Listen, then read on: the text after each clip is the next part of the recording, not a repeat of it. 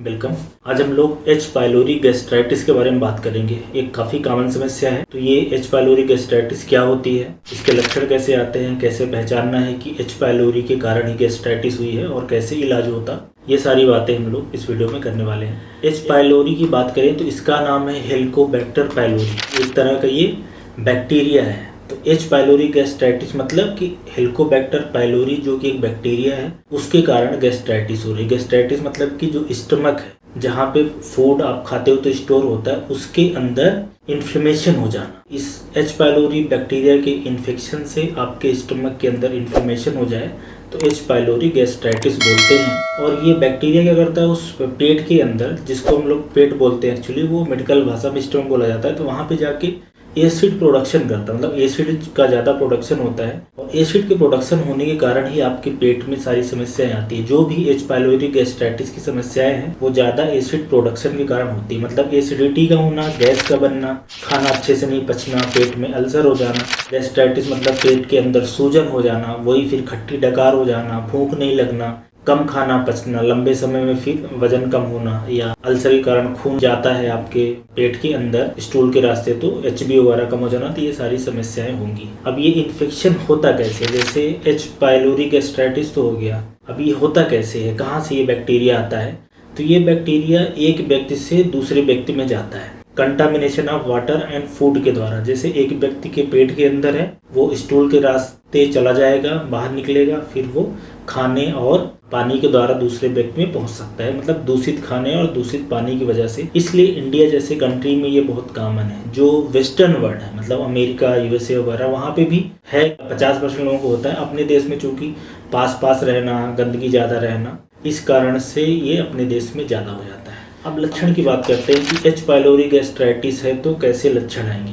तो गैस्ट्राइटिस किसी भी तरह की हो, चाहे एच पाइलोरी की वजह से गैस्ट्राइटिस हो। गैस्ट्राइटिस मतलब कि पेट के अंदर सूजन, स्टमक के अंदर सूजन। गैस्ट्राइटिस किसी भी कारण से हो, चाहे ये एच पाइलोरी के इन्फेक्शन की वजह से हो जाए, या दवाइयों के असर के कारण हो जाए, या तेल मसाला खाने की वजह से हो जाए, या ज़्यादा काफ़ी पीने की वजह से हो जाए, अल्कोहल की वजह से हो जाए, या कुछ बीमारियां हैं उसमें भी हो सकता है। तो वजह कोई भी हो, लक्षण एक जैसे ही आते हैं। तो जैसे लक्षण एच पाइलोरी गैस्ट्राइटिस के आएंगे वैसे ही बाकी गैस्ट्राइटिस के भी आएंगे। तो एच पाइलोरी का इन्फेक्शन अगर होगा तो होगा क्या कि जो एसिड है आपके पेट में ज़्यादा हो जाएगा। एसिड पेट में होता है खाने को डाइजेशन करने के लिए, लेकिन एच पाइलोरी एक ऐसा बैक्टीरिया जो उस एसिड से मरता नहीं है। नॉर्मली ज़्यादातर बैक्टीरिया उस एसिडिक एनवायरनमेंट में मर जाते हैं।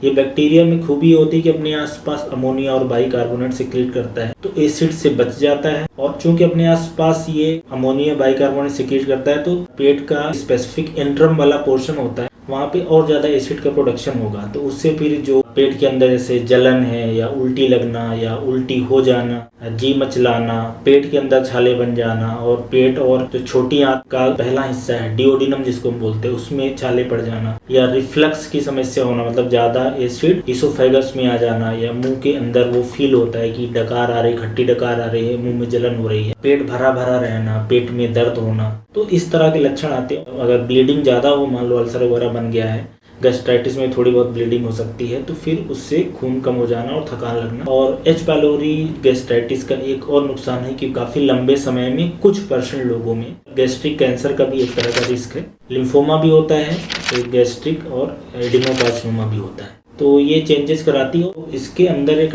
टॉक्सिन्स होता है इस बैक्टीरिया के अंदर, तो जो गैस्ट्रिक म्यूकोसा होती है उसको भी डैमेज करता है। तो लंबे समय में न्यूट्रिशन की भी डिफिशियंसी होने लगती है, विटामिन B12 की, आयरन की डिफिशियंसी होने लगती है। तो इस तरीके के लक्षण आते हैं एच पाइलोरी इंड्यूस्ड गैस्ट्राइटिस के लक्षण। बाकी हर तरह के गैस्ट्राइटिस या अल्सर होती है उसी तरह से ही आएगा। तो इसको पहचाना कैसे जाए कि ये एच पाइलोरी का इन्फेक्शन है कि नहीं।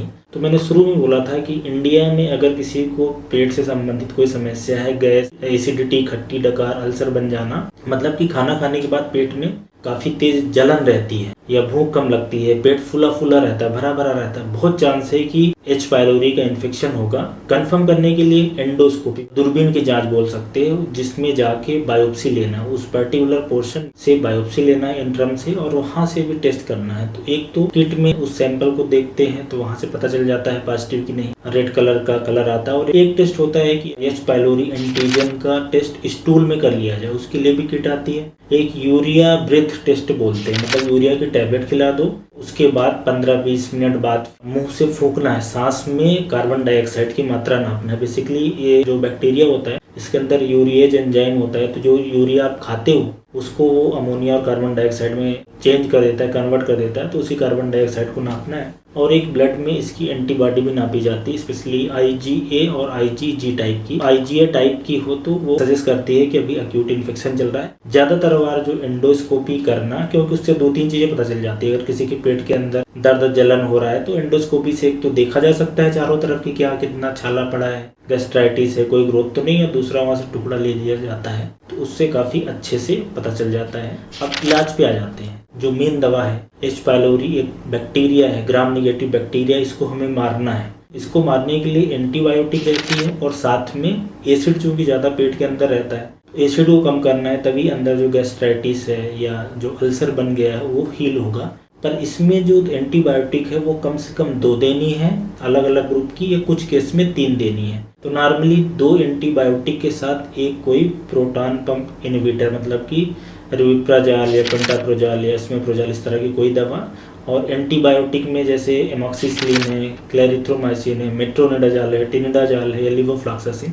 ये HP किट करके मार्केट में कॉम्बिनेशन में दवाइयाँ मिलती हैं। 14 दिन तक खानी होती है, मतलब एक किट रहेगी, पूरा पैक रहेगा जिसमें 6 टैबलेट्स रहेंगी, 3 सुबह 3 शाम खानी है, और ऐसा 14 दिन तक खाएंगे तो ज़्यादातर लोगों का ये इन्फेक्शन ठीक हो जाता है 90% केसेस में। 10% फिर भी बचे रहेंगे जिनका इन्फेक्शन पूरी तरीके से नहीं जाएगा, लक्षण में भले आराम हो जाएगा लेकिन 1-2 महीने बाद उनको फिर से सेम समस्या आने लगेगी, तो फिर दूसरी तरह की एंटीबायोटिक का कॉम्बिनेशन दिया जाएगा। सो जैसे ये दवाइयाँ चलती हैं एंटीबायोटिक, बैक्टीरिया मरने लगता है और फिर धीरे धीरे जो अल्सर है, गैस्ट्राइटिस है, वो ठीक होने लगती है। तो इस तरीके से इस H. पायलोरी गैस्ट्राइटिस का इलाज होता है। ज़्यादातर लोगों में इलाज हो जाता है, कुछ लोगों में जैसा कि मैंने बताया कि दोबारा से रिपीट करना रहता है। खाने का अपने डॉक्टर से पूछ लें। नॉर्मली जो एसिड वाली दवाई चाहे तो खाना खाने के पहले खा सकते हैं या तीनों खाना खाने के बाद ही खा लें, सुबह शाम कोई ज़्यादा फर्क नहीं पड़ता। जो दवाइयाँ उसके साइड इफेक्ट पे जरूर ध्यान रखना रहता है। कुछ लोगों को दस्त लग सकती है, कुछ लोगों का मुंह थोड़ा ख़राब हो सकता है, वो एंटीबायोटिक के सभी कारण है। तो कई बार दवाइयाँ फिर चेंज करनी रहती है, ज़्यादातर लोग टॉलरेट कर लेते हैं। और एक बार आपका इलाज पूरा हो गया तो इलाज पूरा होने के 15 दिन बाद दोबारा से स्टूल में इस H. पायलोरी एंटीजन की जो टेस्ट है, किट है, उससे टेस्टिंग कर लें कि कंप्लीट ट्रीटमेंट हुआ है कि नहीं। और H. पायलोरी मतलब आप ये समझे कि इतना कॉमन है कि आपका जब भी पेट खराब हो ना, स्टमक खराब हो, उसके अंदर एसिड बने, गैस्ट्राइटिस हो जाए या खट्टी डकार है, पेट भरा रहे, वजन कम हो, तो ज़्यादातर चांस रहता है किसी का इन्फेक्शन। बहरहाल इसके संबंध में जो महत्वपूर्ण बातें हैं जो एक आम पब्लिक को जाननी चाहिए वो मैंने बता दिया है। वीडियो इन्फॉर्मेटिव होगा और जिन लोगों को इस तरह की कोई समस्या होगी उससे उनको कुछ हेल्प मिल जाएगी इस वीडियो के द्वारा। धन्यवाद।